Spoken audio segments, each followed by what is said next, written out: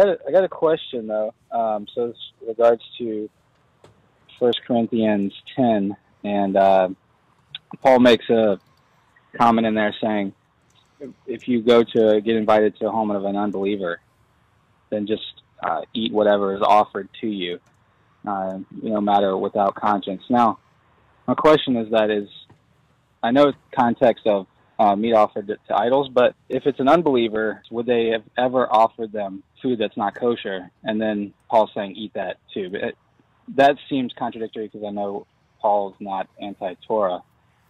So I just have had some Christian friends bring that up, and I was just curious if you guys could touch on that 1 Corinthians 10 passage. I appreciate it. Okay, so he's talking about 1 Corinthians 10, 25 through 28. I'll read it for everyone. Reading out of the NASB. Eat anything that is sold in the meat market without asking questions for conscience sake. For the earth is the Lord's and all it contains. If one of the unbelievers invites you and you want to go, eat anything that is set before you without asking questions for conscience sake. But if anyone says to you, this is meat sacrificed to idols, do not eat it, for the sake of the one who informed you and for conscience sake. Okay, so the question is obviously, you go to an unbeliever's house and they put meat in front of you. Obviously, our caller knows that this is in the context of meat sacrificed to idols, and Paul it makes that obvious, right? It's very obvious in the context, and even in the passage I just read.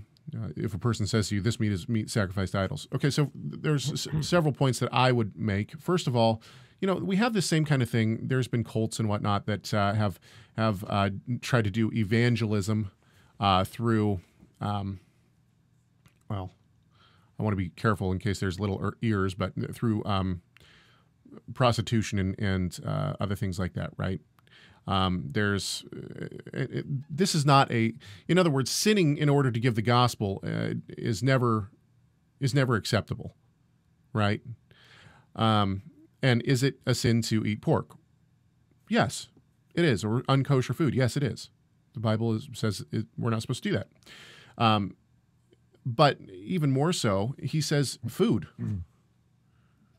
I think it's, I can't imagine any first century observant Jew of any Jewish sect associating unkosher food with food. In other words, a first century observant Jew, in my mind, would no more think of pork as food or shellfish as food as he would if his grandmother died and he decided, before we bury her, let's take a thigh. I mean, right? That's repulsive and disgusting, and no one would do it. And in the same way, unkosher food would be thought of the same way. What do you think, Rob? Yeah. No, I agree. There's a couple things textually to talk about here.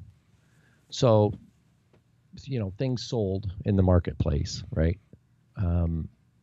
So I'm assuming that that they're saying, that Paul is saying, that the food sold, we're talking about meat here, right? We're not talking about vegetables. I think we're talking about animal meat, right? I think we probably agree on that at least.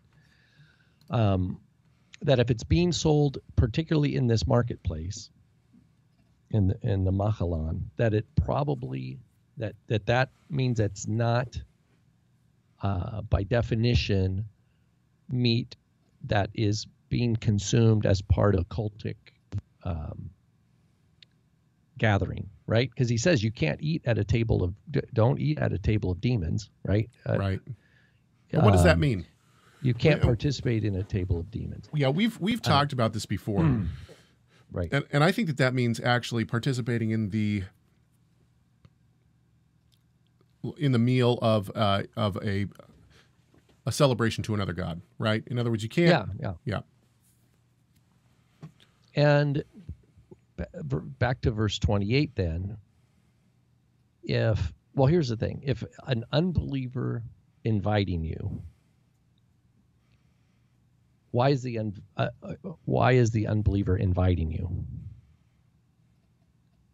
Are they, is my interpretation of this is someone who's interested, they respect what you're about. In other words, if an unbeliever invited Paul, it's not like Paul's just hanging out at the local pub and a guy comes up and says, "Hey, you want you dinner? look like a ball of fun. We're having a big get together.